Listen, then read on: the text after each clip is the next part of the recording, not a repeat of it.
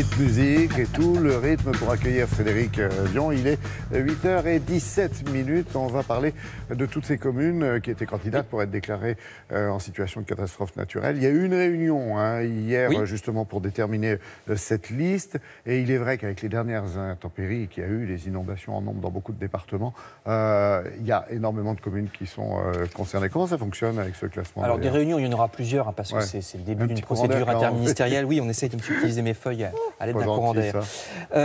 Bon, la procédure, contrairement à ce qu'on croit, elle n'est pas si ancienne que ça, elle n'a pas toujours existé puisqu'elle ne date que des années 80. C'est le gouvernement Mauroy, le 13 juillet 82, qui a fait voter cette loi instaurant la garantie de catastrophe naturelle. Ça comble un vide très grave à ce moment-là parce que sans le classement de catastrophe naturelle, les assurances ne remboursent pas les dommages trop importants comme les graves inondations par exemple.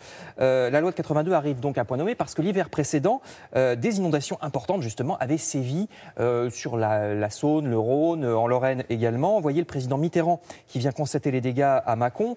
Et comme à l'époque il n'y avait pas de loi, eh bien il y avait parfois des crédits qui étaient votés par l'État, mais c'était pas systématique. C'était un peu au petit bonheur la chance en fonction des catastrophes. La loi arrive donc pour le plus grand bénéfice des sinistrés. Les catastrophes deviennent remboursables.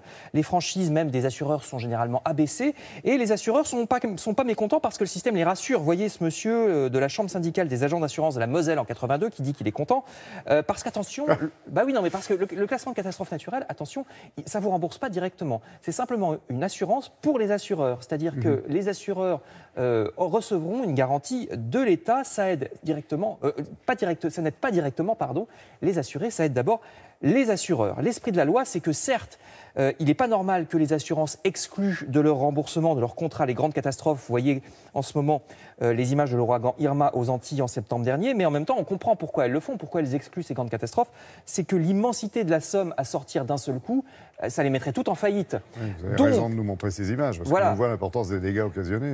Donc le classement en catastrophe naturelle prévoit que oui, les assurances doivent rembourser, mais que s'il le faut, l'État les aidera via une caisse spéciale qui s'appelle la Caisse centrale de réassurance, qui finance les assurances qui manqueraient d'argent.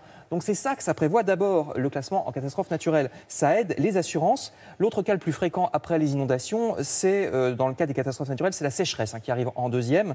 Par exemple, ça peut engendrer des fissures dans les maisons. N'oublions pas que ce n'est pas que l'agriculture. L'agriculture, c'est un cas particulier. C'est surtout les maisons, par exemple, qui peuvent bouger parce que le terrain s'est rétracté en cas de sécheresse.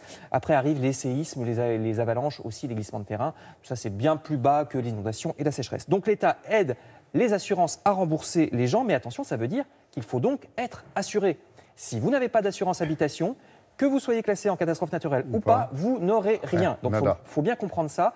C'est sur la base de votre contrat d'assurance. Donc il faut choisir un bon contrat d'assurance puisque c'est sur cette base-là que vous serez remboursé en cas de catastrophe naturelle. Si vous n'avez pas d'assurance, vous ne serez pas remboursé. N'oublions pas qu'elle n'est pas obligatoire. Donc, surtout qu'avec le changement climatique, il risque d'y avoir de plus en plus de catastrophes. Regardez les sommes que déjà ça peut représenter. L'ouragan Irma, par exemple, aux Antilles, qu'on vient de voir, c'était 1,970 milliard d'euros de remboursement divers.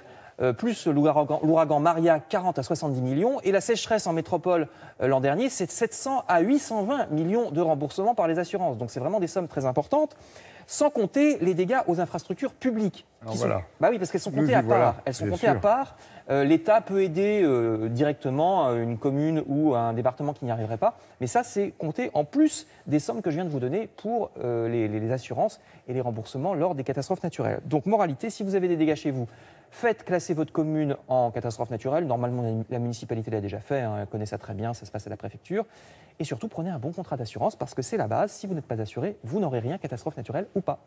Merci Frédéric pour toutes ces précisions.